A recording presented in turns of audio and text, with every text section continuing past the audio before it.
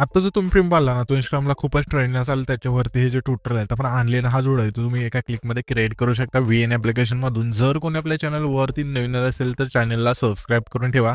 असे trending टॉपिकवरती tutorial तुम्हाला आपल्या चॅनलवरती मिळून जातील.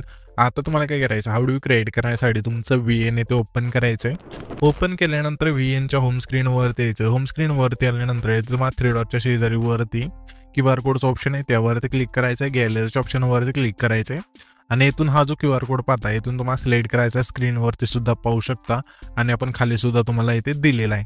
तर इथून हा सिम्पली QR कोड सिलेक्ट केल्यानंतर इथून आपला जो प्रोजेक्ट आहे इथे ओपन होऊन जाईल. अशा प्रकारे हा जो प्रोजेक्ट आहे इथे ओपन झाला. सिम्पली तुम्हाला काय करायचं आहे, इथे डाउनलोडचं ऑप्शन आहे त्यावरती क्लिक करून पहिल्यांदा डाउनलोड करून घ्यायचा. यूज टेम्पलेटच्या जागेवरती डाउनलोडचं ऑप्शन आहे त्यावरती क्लिक करून डाउनलोड झाल्यानंतर इथून तुम्हाला आता यूज टेम्पलेटचं ऑप्शन मिळून जाईल त्यावरती क्लिक करायचं आहे. त्याच्यानंतर इथं तुमचा जो फोटो असेल इथून सिलेक्ट करून घ्यायचा आहे.